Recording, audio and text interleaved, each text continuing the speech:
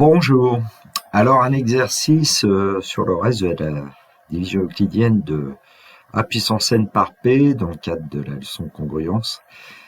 Alors j'ai appelé ça activité algorithmique parce qu'on travaillera avec un script Python. Vous pouvez m'envoyer un petit pouce levé si vous trouvez que mon travail vous intéresse, ça m'encourage à continuer.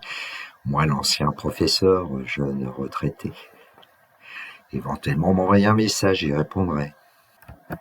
L'énoncé, soit un entier supérieur ou égal à 2, soit n un entier naturel, soit p un entier supérieur ou égal à 2. Rn est le reste de la division euclidienne de A puissance n par p. Donc on va pouvoir écrire par exemple que A puissance n est congru à Rn modulo p avec évidemment Rn qui est compris entre 0 et p-1 en fait. Partie A, étude d'un exemple, on suppose que A égale 2026, n égale 1789, petit p égale 11, et on veut obtenir le reste de la division euclidienne de 2026 à la puissance 1789 par 11. Question 1, déterminer le reste de la division euclidienne de 2026 par 11. Question 2, en utilisant des congruences modulo 11, calculer Rn pour n compris entre 0 et 10. Question 3, donner la division euclidienne de 1789 par 10. En déduire le reste de la division euclidienne de 2026 à la puissance 1789 par 11. Évidemment, 2026 à la puissance 1789, c'est un nombre très très grand. Partie B, utilisation d'un programme. On considère le script Python suivant qui renvoie Rn pour np donné. Écrire ce script Python sur un logiciel. Donc on définit une fonction qu'on appelle res qui dépend des paramètres np. Alors z prend la valeur, le reste de la division euclidienne de A par p. R prend la valeur 1, A puissance 0 est congru à 1 modulo p. Et puis pour k variant de 1 à n, eh bien, on va calculer le reste de la division euclidienne de z fois r par p, qu'on appelle r, et on renvoie r. Alors j'expliquerai ce programme tout à l'heure. Quelle valeur est donnée en sortie pour A égale 1789, n égale 2026, p égale 13? Justifier le résultat précédent à l'aide de calcul à la main. Bon, j'ai juste modifié un petit peu la question, la première question. Quelle est la valeur de R renvoyée pour A égale 1789, n égale 2026, p égale 13? C'est peut-être un peu plus correct. Voilà. Évidemment, l'idéal, c'est de prendre feuille, stylo, d'essayer de répondre à ces questions. La correction pour moi dans quelques instants. Bon, question 1, déterminer le reste de la division euclidienne de 2026 par 11. Alors, vous voyez que j'ai beaucoup écrit parce que c'est pas trop difficile, ça. 2026, c'est 11 fois un certain quotient Q plus le reste. Et puis le reste, on sait qu'il est compris entre 0 et 10, en fait. Bon, alors je rappelle deux petites formules qui permettent d'obtenir le quotient. Partie entière 2026 sur 11, et puis le reste 2026 moins 11 fois le quotient qu'on aura trouvé. Bon, j'ai même fait une petite division comme à l'école primaire. Et donc on trouve que 2026 c'est 11 fois 184 plus 2, et donc 2026 est congru à 2 modulo 11. Donc on peut conclure que le reste de la division euclidienne de 2026 par 11 est 2. Question 2 de la partie A, en utilisant des congruences modulo 11, calculer Rn pour n entier compris entre 0 et 10. Alors je rappelle qu'ici A vaut 2026, n 1789, p égale 11. Et puis que A puissance n est congru à Rn modulo p avec Rn qui est supérieur ou égal à 0 mais strictement inférieur à p. Alors la première chose qu'on fait, c'est qu'on remplace 2026 par 2, puisque 2026 est congru à 2 modulo 11. Ce qui va nous permettre de travailler avec 2 puissance n, et qui va être congru évidemment, 2 puissance n va être congru à Rn modulo 11. Et on veut toutes les valeurs de Rn pour n entier compris entre 0 et 10. Bon alors, j'avais déjà fait un peu la vidéo. J'avais oublié d'enclencher le logiciel. Bon bref. Et donc, j'ai déjà écrit plein de choses. Bon, donc je vais lire parce que c'est pas trop compliqué quand même ici. 2 puissance 0 est congru à 1 modulo 11, R0 égale 1. 2 puissance 1 est congru à 2 modulo 11, donc R1 égale 2. 2 puissance 2 est congru à 4 modulo 11, donc R2 égale 4. Et 2 puissance 3 est congru à 8 modulo 11, donc R3 égale 8. Alors après, le problème, c'est que, évidemment, je vais gommer un petit peu ce que j'avais fait.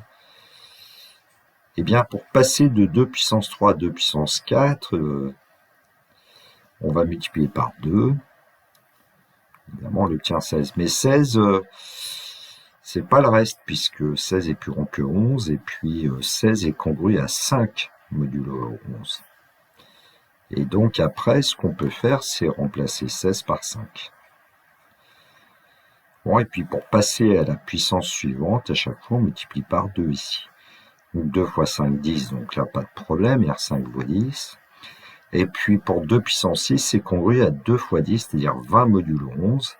Mais 20 est congru à 9 modulo 11, donc le reste, c'est 9.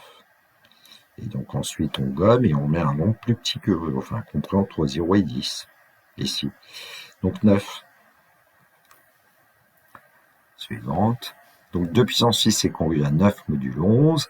Donc en multipliant par 2, 2 fois 9, ça nous donne 18. Et 18 est congru à 7 modulo 11. Donc ensuite, on remplace le 18 par 7, c'est quand même plus sympathique. Alors, je vais quand même gommer un peu tout ce qui vient. Voilà, et donc, pour passer de 2 puissance 7 à 2 puissance 8, on multiplie par 2, donc ça nous donne 14. Mais 14 est congru à 3 modulo 11, donc R8 égale 3. Bon, on remplace 14 par 3. Hein. Et donc, en multipliant par 2, on obtient 6, donc R9 est congru à 6. R9 égale 6, 2 puissance 9 est congru à 6 modulo 11. Et en multipliant par 2, on obtient 12. Mais 12 est congru à 1 modulo 11, donc R10 égale 1. Donc à l'écran, un tableau qui résume les résultats qu'on a obtenus. Petite remarque quand même peut-être. On avait obtenu pour n égale 0 et Rn égale 1. Ensuite 2, 4, 8, 5, 10, 9, 8, 7, 3, 6. Et R10 vaut 1 aussi. Bon, et puis tous les restes possibles sont atteints sauf 0, puisque bon, 2026 n'était pas un multiple de 11. Voilà.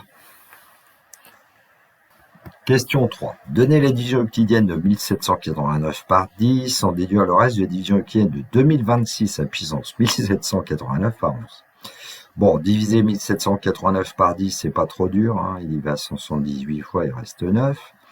Et puis 2026 à puissance 1789, on va pouvoir dire que c'est congru à 2 modulo 2 exposant 1789 modulo 11, puisque on avait vu que 2026 était congru à 2 modulo 11. Bon, alors comment est-ce qu'on va trouver évidemment 2 puissance 1789? C'est celui qui va nous intéresser. Et on va faire des divisions par 11 à un moment donné. Alors on sait que d'après la première ligne, c'est 2 puissance.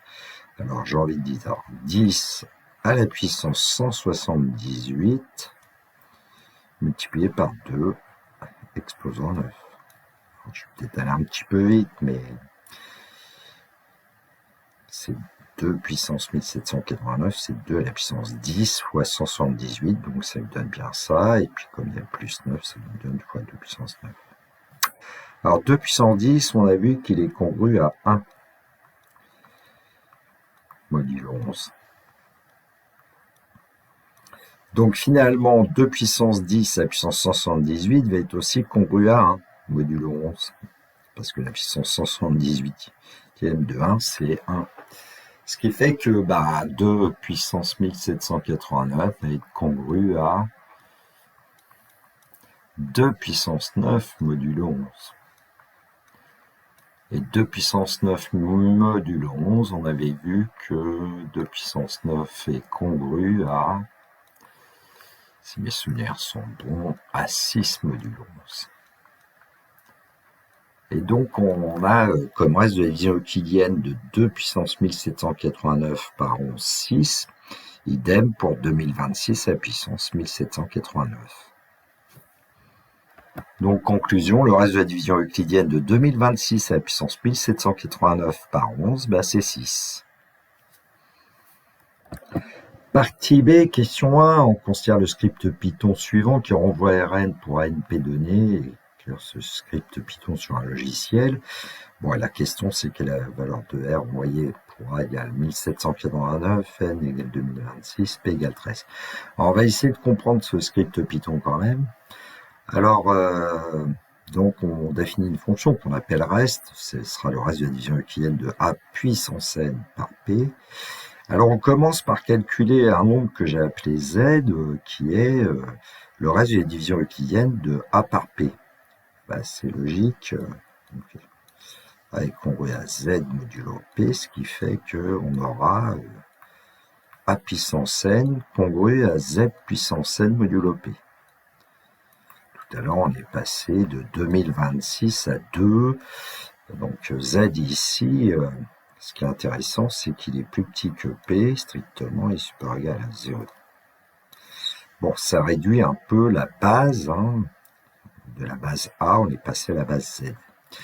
Bon, ensuite, A puissance 0, c'est congru à 1 modulo P, donc c'est pour ça que vous voyez le petit r égale 1 ici, au cas où on n'irait pas dans la boucle, puisque pour la boucle, on prend une variable k qui commence à 1 et qui s'arrête à n. Et puis on voit R égale Z fois R, une sorte de pourcentage P, mais en fait R est le reste de la division euclidienne de Z fois R par P. Alors pourquoi ? Eh bien, je vais effacer un petit peu quand même. Donc, on sait que Z est compris entre 0 et P-1, en fait. Et pourquoi ? Parce que quand on passe de Z puissance N, qui est congru à un certain Rn modulo P, si vous passez au rang suivant, vous multipliez par Z. Et donc, Z puissance N plus 1 est congru à, je vais écrire dans l'ordre de ce qu'on voit sur le script, Z fois Rn modulo P. Donc voilà pourquoi on calcule Z fois R. Puis ensuite, on prend le reste de la division euclidienne par P pour avoir le reste. Bon, c'est logique. Et donc après, on renvoie R. Bon, on va utiliser un logiciel et du Python et puis faire agir ce script sur les valeurs de ANP données. Donc à l'écran, le script Python, là c'est le logiciel du Python version 2.7 je crois, parce que il y a une version 3, mais c'est comme ça. Donc voilà le script Python, et puis on le fait agir pour 1789, 2026 et 13. Et là le script nous donne comme reste 12. Bon, si on avait voulu quand même vérifier, alors je vais faire un copier, coller dans la fenêtre de l'éditeur. On avait tout à l'heure 2026 qu'on devait diviser à la puissance 1789, qu'on devait diviser par 11. Que va nous dire l'exécution? Voilà, le reste c'est 6. Bon. Tout petit script qui fait quand même de grandes choses, je trouve. Donc on va pouvoir répondre à la question. En fait, la réponse c'est R égale 12 selon ce qu'on vient d'effectuer. Alors, question 2, justifier le résultat précédent à l'aide de calcul à la main. Alors, il s'agit de montrer que 1789 à la puissance 2026 est bien congru à 12 modulo 13. Alors, qu'est-ce qu'on a vu depuis le début de cette vidéo, finalement, c'est que la base 1789, il faut essayer de la réduire, et puis la réduire pour commencer modulo 13. Bon, 1789, c'est 13,337 plus 8. Et donc 1789, on peut dire qu'il est congru à 8 modulo 13. Donc en fait, ce qu'on veut montrer maintenant, c'est montrons que finalement 8 à la puissance 2026 est congru à 1 modulo 13. Bon. Alors, qu'est-ce qu'on va faire? On va prendre les puissances de 8 et puis on va voir si à un moment donné il y a quelque chose d'intéressant. Et quand j'ai les puissances de 8 puissance 0 est congru à 1 modulo 13. Bon, 12 là, j'ai oublié de mettre le 2. 8 puissance 0, on sait que c'est congru à 1 modulo 13. On va chercher 8 puissance 1 qui est congru à 8. De manière quasiment évidente. Et puis 8 au carré, c'est 64.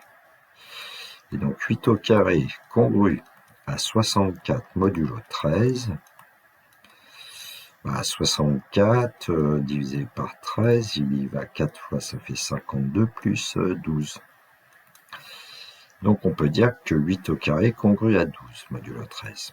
Mais on va être un petit peu plus malin en disant que 8 au carré, c'est aussi congru à moins 1 modulo 13.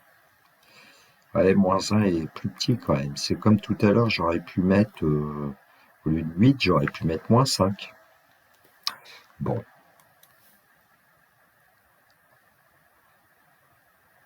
Bon, il y a plusieurs façons de procéder, évidemment. Donc là, on va mettre moins 1. Alors, c'est intéressant, parce que quand vous allez mettre 8 au carré, ça fera le carré de moins 1, ça fera 1. Bon, quand on a obtenu 1 modulo 13, on va voir que c'est presque gagné. Bon, je rappelle tout en haut que ce qu'on cherche, c'est le reste de la division euclidienne de 8 puissance 2026 par 13. Ça devrait être 12, le résultat. Bon. Alors, on vient de voir que 8 puissance 4 est congru à 1 modulo 13. Alors, pourquoi ça va être intéressant? Parce que si vous divisez 2026 par 4, alors 2000 divisé par 4, 500, 26 divisé par 4, il va 6 fois, 506 plus 2. Bon. Et donc, on va voir que ça, c'est intéressant. Parce que pour avoir 8 à la puissance 2026, on va pouvoir dire que c'est 8 à la puissance 4 fois 506 plus 2. C'est donc 8 à la puissance 4 fois 506 qu'on peut écrire 8 puissance 4 à la puissance 506 multiplié par 8 au carré. Alors, comme 8 puissance 4 est congru à 1 modulo 13, la puissance 506 va être aussi congrue à 1 modulo 13, ça va être simple après. Allez, on rédige tout.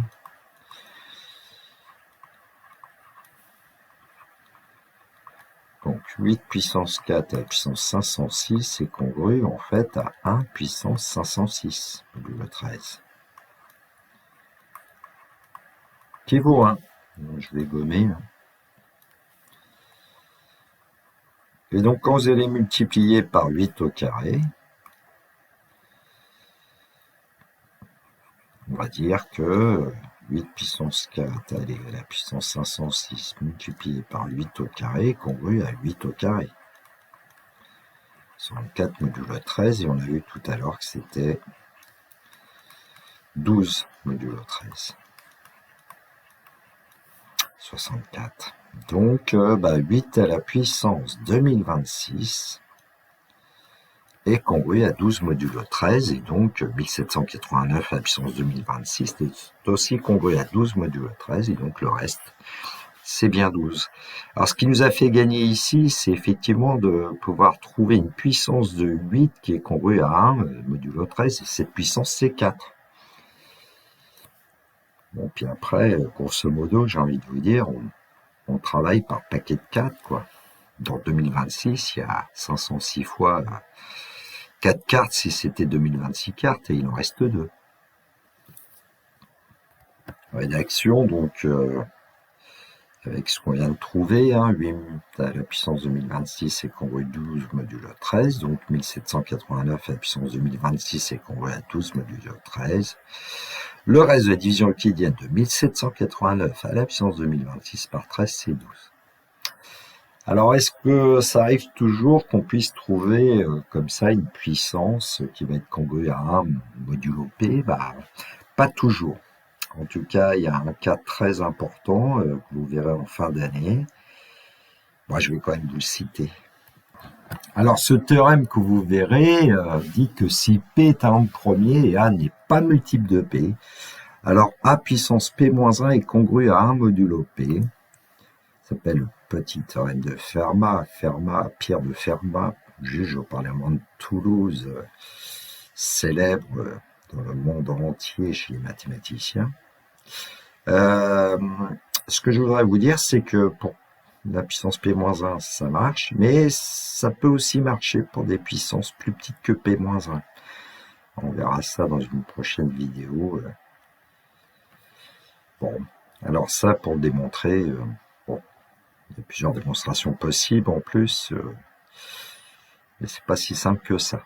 Il faudra des outils avant d'aborder ce petit théorème de Fermat qu'on aborde en général dans la dernière leçon d'arithmétique. Eh oui, c'est la fin. The end. Cette vidéo est terminée pour moi. Il me reste à vous souhaiter une belle journée. Surtout, prenez bien soin de vous. Que la force soit avec tous ceux qui étudient. Au revoir.